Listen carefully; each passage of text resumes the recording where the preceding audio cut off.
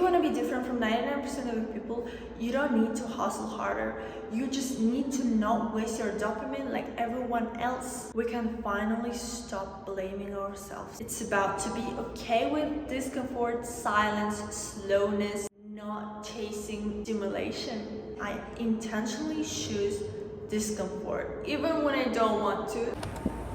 So, dopamine. It is this tiny, powerful chemical in our brain that is responsible for pleasure and motivation and our desire to do anything at all. And the more I've learned about dopamine, the more I realize just how much of our daily behavior and mood and energy comes down to this one thing. Hey guys, welcome to my channel. My name is Sul. This video is going to be about dopamine and why you should preserve your dopamine in order to be successful. Yeah, most of the people don't know this, but if you are here, you will know all of the secrets about dopamine.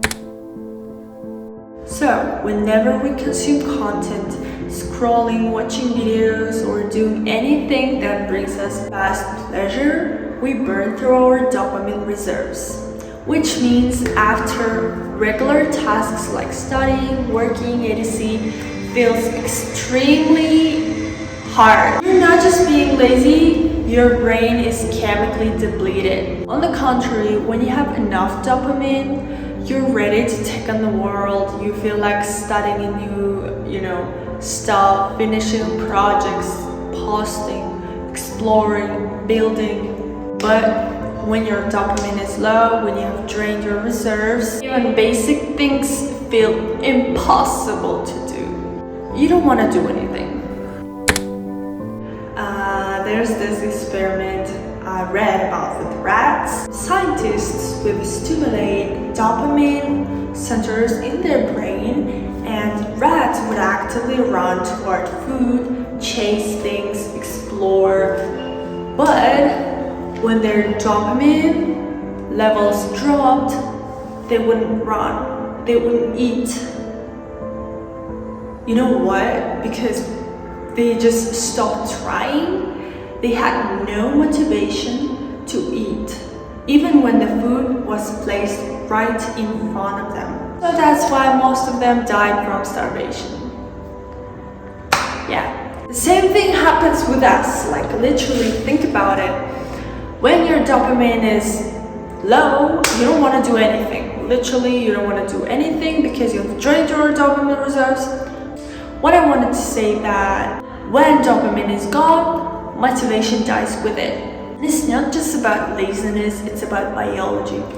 I've felt that myself. Literally, I've had days when I couldn't bring myself to do the simplest things, even to go to the toilet. But now I know that it wasn't just me being off, it was my brain running on empty. So why does this matter, you will ask? Because literally, when we understand how dopamine works, we can finally stop blaming ourselves. So here's what I understood and the things I want you to understand. Every time we scroll endlessly on social media, binge content, or chasing easy pleasures, we burn through our dopamine reserves. That's the key, you're spending it. You only have limited amount each day, and if you blow it on passive entertainment, you won't have any left for the things that actually matter. Because enormous projects or even studying requires dopamine reserves.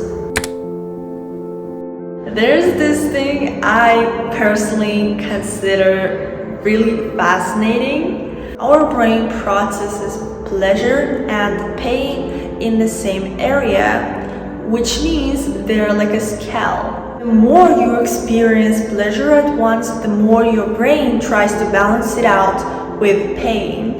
This is why after a super stimulating activity, you would feel worse instead of better. This is why it is so hard to return to a deep work after an hour of scrolling. Yeah, you finally found out why it is so hard to return to a work or whatever you were doing. I think it was so useful, so click the like button. Your brain is just trying to restore a balance. So guys, I remember days when I would scroll for hours and suddenly Wi-Fi would go out and I would feel this weird kind of pain, just sitting in the silence, not being stimulated, actually hurts. I think you know what I mean. We've trained our brain to constantly seek a pleasure, and when it's gone, we suffer. But here's the good news. If pain follows pleasure, then pleasure also follows pain. This part is really crucial to listen. Okay, listen to me. When you do something hard, whether it is tough workout or sitting down to work or even staying focused, your brain compensates by releasing dopamine after. This kind of dopamine is more sustainable, more rewarding, and longer lasting.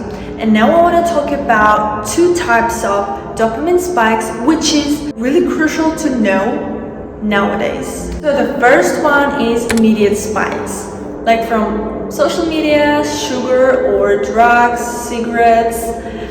They feel good instantly but are short-term and draining. And the second is, compensatory spikes. You get this from doing something difficult.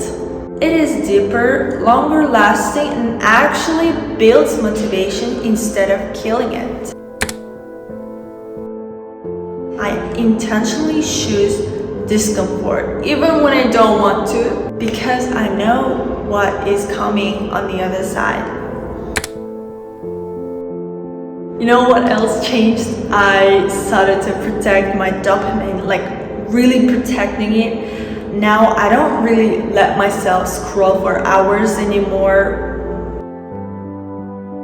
I don't escape boredom with content. I actually started to practice doing nothing. Just sitting, just observing the world, just living. So if you want to be different from 99% of the people, you don't need to hustle harder. You just need to not waste your dopamine like everyone else.